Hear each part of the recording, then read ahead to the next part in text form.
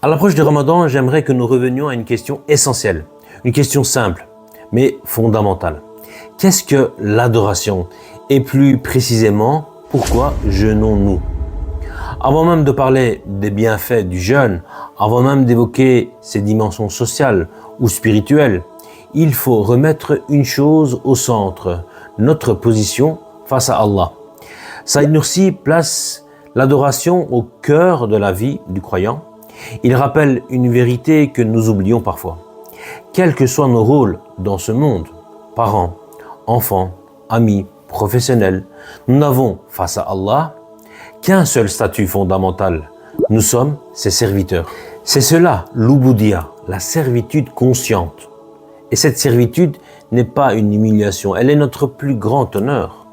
Dans ses écrits, encore une fois, Saïd Nursi, que je cite souvent, explique quelque chose de très profond. L'adoration n'est pas un acompte que nous versons pour avoir une récompense future.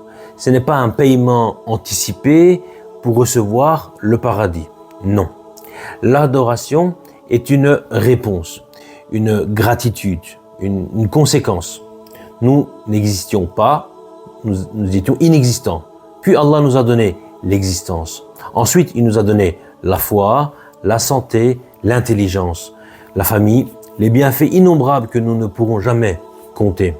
Alors, chaque prière, chaque jeûne, chaque aumône devient une réponse reconnaissante à des dons déjà reçus. Ce que nous faisons n'est jamais à la hauteur de ce que nous avons reçu. Voilà pourquoi, quand nous parlons du Ramadan, il faut d'abord comprendre cela. Le jeûne est un acte d'adoration avant d'être une expérience spirituelle. Saïd Nursi dit également que l'adoration regarde deux choses, le commandement divin et l'agrément d'Allah. Pourquoi je prie?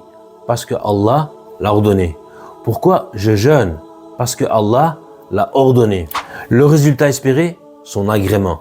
Rien d'autre ne doit être au centre. Aujourd'hui, on parle beaucoup des bienfaits scientifiques du jeûne. Les études sur le métabolisme, la détoxification, la discipline mentale. Oui, tout cela existe. Et oui, ce sont des sagesses magnifiques. Mais attention, nous ne jeûnons pas pour la santé. Nous ne jeûnons pas pour perdre du poids.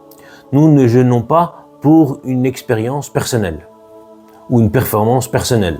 Nous jeûnons parce que Allah l'a prescrit.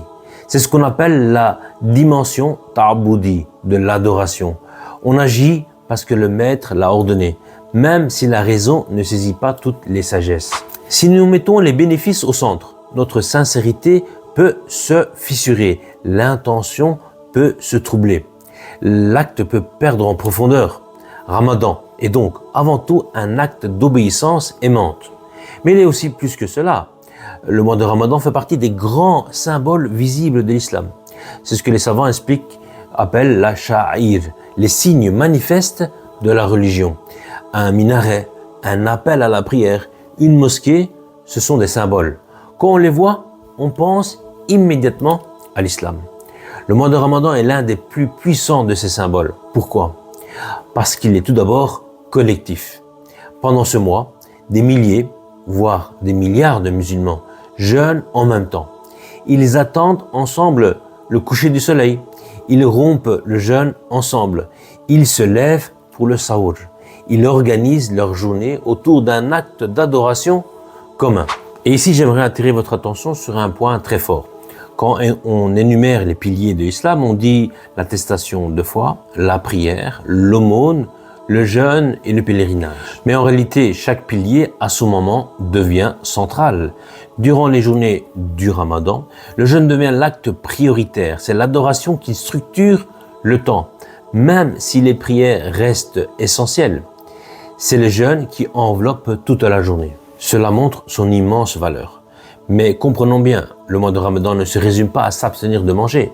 C'est une école de maîtrise de soi, une école de sincérité. Allah dit dans le Coran, verset 183 de la sourate Baqara, « Ô vous qui avez cru, le jeûne vous a été prescrit comme il a été à ceux d'avant vous, afin que vous atteigniez la piété. » Le but est donc clair, la taqwa, la conscience d'Allah.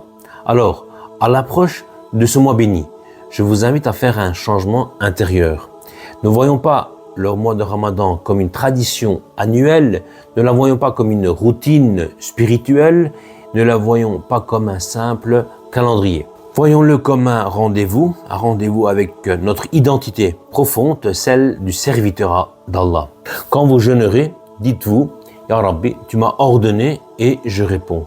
Quand la faim se fera sentir, dites-vous, je suis ton serviteur et cela me suffit. Et lorsque le soleil se couchera, rappelez-vous que la plus grande récompense n'est pas sur la table, mais auprès d'Allah.